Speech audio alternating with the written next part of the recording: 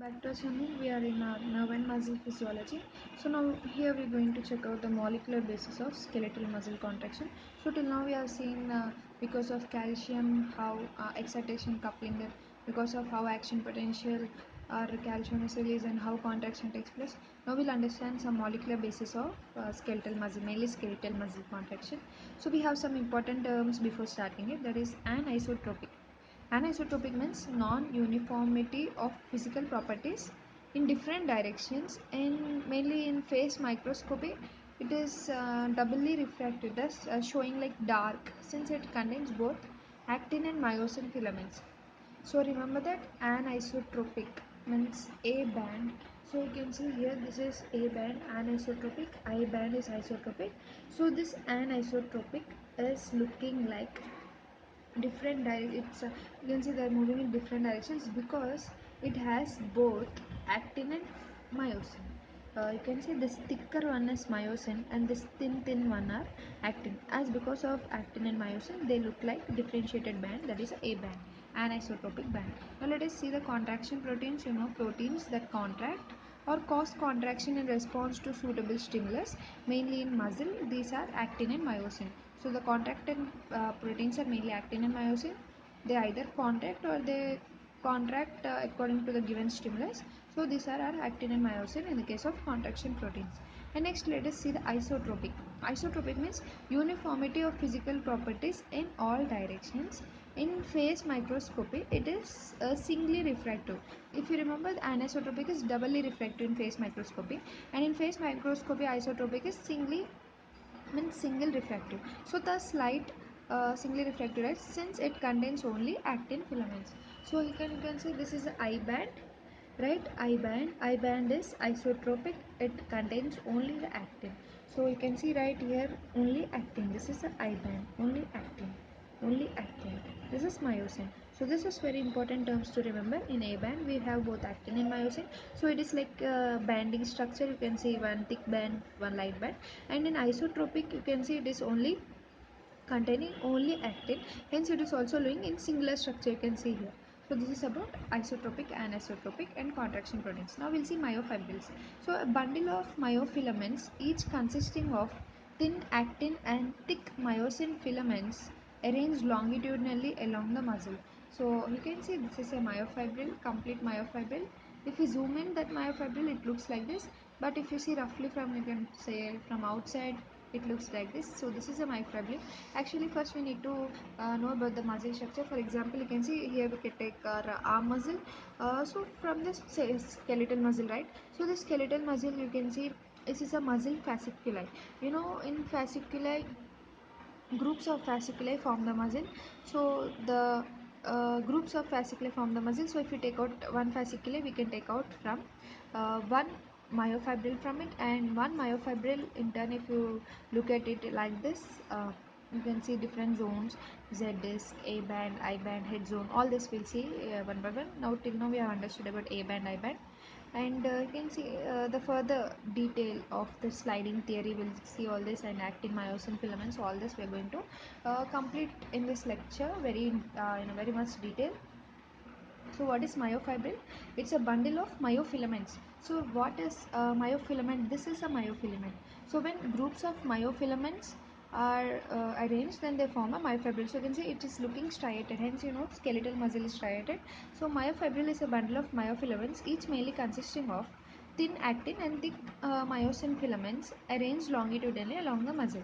So remember that myofibril have both actin and myosin, and only isotropic one have only actin, and anisotropic have also have both myosin and actin. Next, coming to sarcolemma, that is nothing but a plasma membrane, but in muscle everything is given name like sarco. Even our sarcoplasmic reticulum, that is endoplasmic reticulum. So we'll see that. So sarcolemma is a thin membrane which is covering the muscle fiber, and it consists of mainly true cell membrane covered by a coat of polysaccharide that contains a collagen fiber. So you can see this is a sarcolemma, and outside if you see some shiny like thing, that is because of the coating of the polysaccharide which is made up of collagen fibrils. And sarcomere is the repeating unit along the length of the muscle fiber, which is mainly demarcated by two consecutive Z bands.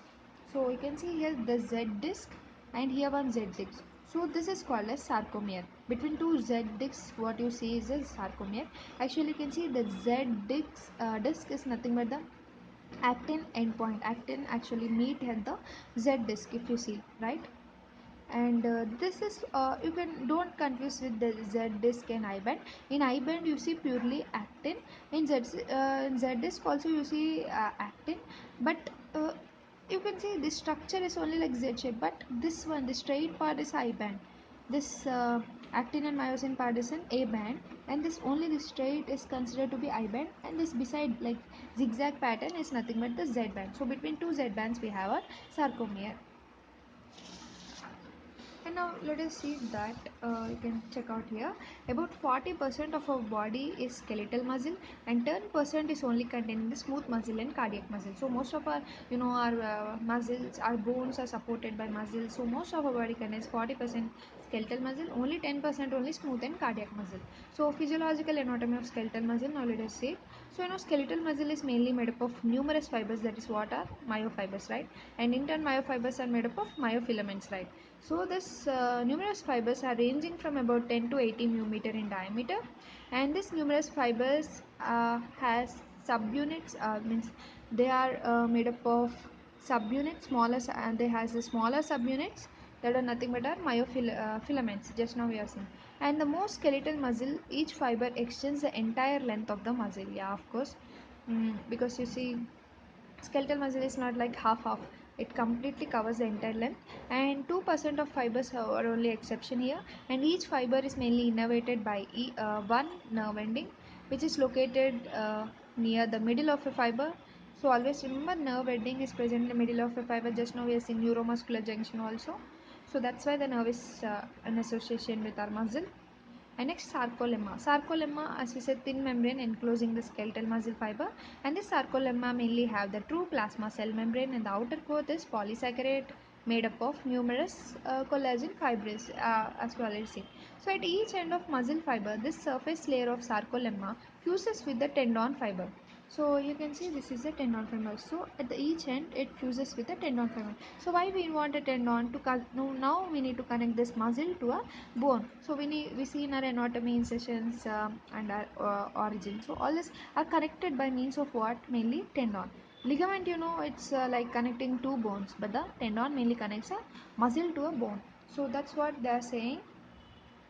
So where we are at each end of muscle fiber, the surface layer of sarcolemma fuses. Only remember, surface layer fuses with the tendon fiber. So in turn, it collects into bundles to form, that is the muscle tendons. They connect the muscle to the bone. And next we have the myofibrils. Myofibrils are mainly composed of actin and myosin filaments. Just now we have seen the diagram clearly. So each muscle fiber have about 100 to 1000 myofibrils. So each of it have 1500 adjacent myosin filaments and also 3000 actin filaments. So this is very important. So we have mainly more amount of actin filaments, that is our light one. This actin filaments are 3000, but the myosin thick one in the middle, which are like you can say they are only stable there, they'll not move, only the actin will move. So the actin which is not moving, sorry, the myosin which is not moving in the center, it is about 1500, and actin which is actively moving is 3000. So actin, as it's active, it is more in number. You can remember like that. It is 3000 actin filaments, only 1500 myosin filaments. So these are large polymerized protein molecules. Just now we have seen they are the contractile protein molecules, mainly responsible for actual muscle contraction. So these are the main things which are required for a muscle contraction. So here we have the thick filament as myosin, yeah, and the thin filament as actin. So they interdigitate and they cause the myofibrils to have alternate light and dark band. We know they are interdigitating and giving an alternate light and dark band appearance. So the light bands only have the actin and they are called I bands. Yeah, we know I bands isotropic have only actin. Isotropic means because they are isotropic to polarized light. And dark bands only have myosin. They are called as A band anisotropic bands, and these are anisotropic to polarized light. But also remember that in a definition we have seen anisotropic band not only contain myosin, they also contain actin in the case of contraction state, because when when a muscle is contracted, actin are like this. Not only in contraction, I think even in relaxation time we can find a zone with that is anisotropic band with both actin and myosin. Only the I band is purely containing only actin filaments. So this is very important. So from myosin, small filaments arise, and these are the cross bridges. That is the interaction. So you can see here, this is a myosin filament over here, and these small bridges are arising. These small bridges are called as cross bridges. So that's what they are saying. So where we are at the cross bridges, so from myosin small filaments arise. These are the cross bridges, and that is the interactions between this cross bridges and actin filaments cause the contraction. So just now we are saying myosin have this cross bridges and actin is here over here. So because of this cross bridging between actin and myosin only, the contraction is going on, because now this myosin bind to this actin and then pulls it nearer. So now actin comes nearer, and this this sarcomere between two z's decreases. So that's what we say, the contraction process is going on. So now let us see sarcomeres. So the ends of actin filaments is along with the z disc. The ends of the actin filament is nothing but Z disc, right? Along with the Z disc. From this, they extend in both direction to interdigitate with the myosin filaments. Yeah. So the Z disc have filamentous proteins which are different from actin and myosin, and they pass crosswise across myofibril. So remember, Z disc have filamentous proteins which are completely different from actin and myosin. So we know here this is a Z disc. They have some different proteins which are not related with actin and myosin, and they pass crosswise as across myofibril. Yeah, you can see they're like cross structures, right? And also crosswise from one myofibril to other. Yeah, of course. And also they're cross from one myofibril to other. You can see this is one myofibril, and if you take here one more myofibril, so that cross with all myofibrils. So this gives the skeletal and cardiac muscle their striated appearance. So this is very important. Most of us think, even I just told you that the striated appearance in a skeletal muscle is because the alternating light band and dark band. Of course, even because of that, but mainly if they ask you in detail, then means perfectly which is causing that striated look in case of a skeletal muscle, etc. That is mainly due to our Z disc, that is the sarcomere, Z disc. So the portion or whole muscle fiber between two successive Z bands or discs called the sarcomere, and when contracted, it is about 2 meter. Here the action is completely overlapped by myosin, and tips of actin begin to overlap one another.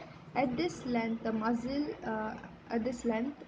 increase the force of contraction. Yeah, when there is force of contraction, they come nearer. That's what they are saying. And thin filamentous molecules keep myosin and actin in place. So sorry, not thin, it is titin. So we have some protein like titin. So here you can see clearly that titin which I am saying just now to you. So that titin, so you can see here this cross are titin which keep the actin and myosin in actual place. So actin should be here and myosin should be here. So they are led mainly by protein, that is titin. So here we'll come back to our theory part. So titin filamentous molecules keep myosin and actin in place. And side by side actin and myosin is maintained by large number of filamentous molecules of protein, that is titin. Remember that titin molecular weight is about 3 million, so it is the largest protein molecule in our whole body, and this is very springy because of many filamentous which are present in it. We have seen just now, it is like spring, right? So titin also act as a framework and hold the actin and myosin in place. So the contractile work of sarcomere can be done very well, because as they are in place, no, just it need to contract. If they are not in place, then how can it pull? Some will be in some distance, other will be in another distance. Very hard to pull. But if they are held in correct place by means of titin protein, then it can easily undergo the process of contraction. So now let us continue our work on sarcoplasma. Yeah, now let us see the sarcoplasm, that is intracellular fluid. Cytoplasm, same like here. As we said, here we use in the muscle everything as sarco. So sarcoplasm is intracellular fluid between the myofibrils. Just now we have seen myofibrils. So in between myofibrils, these cells also have cytoplasm. So Between the myofibrils, remember, we have a sarcoplasm. So the spaces between the myofibrils filled by sarcoplasm, which have higher amount of sodium, potassium, magnesium, phosphate, and also it is associated with multiple protein enzymes, and there is higher amount of mitochondria parallel to the myofibrils, and this supply mainly large amount of energy in the form of ATP, and it is mainly formed by mitochondria, we know this. And next, coming to sarcoplasmic reticulum, it is a specialized endoplasmic reticulum of a skeletal muscle, and it is mainly special for regulating the calcium storage, calcium release, calcium reuptake. We have seen all these scenarios in our before lesson, right? So rapidly contracting types of muscle fibers have extensive sarcoplasmic reticulum. So to have rapid contraction in a muscle, for sure, of course, they have a extensive sarcoplasmic reticulum system. Now let us understand the general mechanism of contraction. It is like not understanding now, it is just revision because we already done it. So we know first the action potential is formed at the motor nerve, and it's ending on the muscle fiber. You know, this is neuromuscular junction. And next we know acetylcholine is released, so mainly by acetylcholine local potential by the acetyl cation channels. Now they open on the muscle membrane. So open of this acetylcholine channel increase the sodium, that is more sodium into the cell, that is causing the local depolarization first, and later they open the sodium voltage gated sodium channels. And next what happens, the action potential is formed now at the muscle membrane. So now the action potential in the muscle is formed, and the sarcoplasmic reticulum, this, you know, by means of T tubules, it also reaches the sarcoplasmic reticulum. Now here what happens, in the tubular cisternae, you know, there is higher amount of calcium already in the sarcoplasmic reticulum. Now it start to get out from the cell. So the calcium initiate the attraction between the actin and myosin. So why calcium is required, and how we can relate the calcium with the contraction is mainly because this is a very important. It initiate the attraction between the actin and myosin. So whenever actin and myosin are attracted, only the contraction takes place because of sliding. So they slide alongside on each other, and it is a contractile process, very important. So eighth one is a calcium ions are pumped back. So I think the muscle should be not always in contraction phase, even it should relax whenever the contraction is complete. So the calcium ions are also pumped back after the fraction of second into the sarcoplasmic reticulum, mainly by, you know, sarca. It is called as sarco, means that is sarcoplasmic calcium pump. It is mainly by calcium membrane pump, and this stored until this calcium is now stored until the next action potential comes, and it leads to relaxation. Now this is a relaxation phase. So when again another action potential comes, again it starts this process, and this undergoes the process of contraction. Now we'll try to understand the molecular basis. So we have seen the general mechanism. Now we'll understand the molecular mechanism of contraction. So it is mainly, you know, in relaxation what happens is, you know, the ends of actin extend from 2Z disc. So you can see ends of actin extend from 2Z disc, right? And barely overlap from one another in contracted state, and actin filaments have been pulled inward among. So you know, actins are pulled when the contraction goes on among myosin filaments, and ends overlap one another to the maximum extent. Also, the Z disc is pulled by the actin up to ends of myosin. So the muscle contraction occur by sliding filament mechanism. So actin slides by how actin slides? Actin mainly slides by forces which are generated by interaction of the cross bridge from myosin filament with actin. So because of formation of cross bridge within myosin head and actin filament, this is what creating that contraction force in the actin. So normally in rest these forces are inactive, but when action potential travels along the muscle fiber, it causes the sarcoplasmic reticulum to release large quantities of calcium ions and rapidly surrounding the myofibrils. So the calcium ions in turn activated the forces between the actin and myosin, and now the contraction begins, and the energy is utilized by ATP degradation, that is forming ADP plus energy in a high amount. Now we'll try to understand the concept of molecular characteristics of contractile filaments. So you know, mainly myosin filaments are composed of multiple myosin molecules. Once we'll check out the diagram and understand. So here you can check out the myosin. It is made up of multiple molecules. Like you can see, here there are two heavy chains and here the two light chains. These are the light chains. So this is the tail end and this is the head end of myosin. So this is how it is seen molecularly. So myosin filaments compose of multiple myosin molecules, and mainly the myosin molecular weight is about 4 480,000, and this myosin is mainly composed of 6 polypeptide chains. So what are those 6 polypeptide chains? We have 2 heavy chains, you can see here. These are the 2 heavy chains, this red and blue color one, and which have molecular weight is about 2 lakhs, and 4 light chains. 4 light chains, you can see here 2 light chains over here, it's somewhat looking like mitochondria, right? So these are the 4 light chains. Its molecular weight is about 20,000 each, and this 2 heavy chains wrap spirally from double helix, form the double helix, and this is called as the tail of the myosin molecule. And one end is folded bilaterally, forming a globular polypeptide, mainly called as myosin heads. So these are the globular polypeptide myosin heads. So there are 2 4 heads at one end of double helix myosin molecule, and 4 light chains are also part of myosin head, and 2 to each head are present. You can see 2 myosin light chains are present at the one head, yeah. And the light chains help to control the function of head mainly during the muscle contraction, and the myosin filament is mainly made up of 200 or more individual myosin molecules. So the tails of myosin are bundled together to form the body of the filament, and the heads hang outward to the sides of the body. So you can see these are the heads. This is a molecular head. You can see in light, means in, if you see from far, you can see these are the heads and these are the tails. So how the heads are hanging outward, you can see here, and the tails of the myosin bundle together to mainly form the body filament, and heads are hanging outward. So also part of the body hangs side with the head, providing an arm that extends head outward from the body. Sometimes you can see this is the arm, which is mainly forming an arm, and it is mainly holding this head so that it can hold it in a correct position. So the protruding arms and heads together are called cross bridges. So these are what called as cross bridges.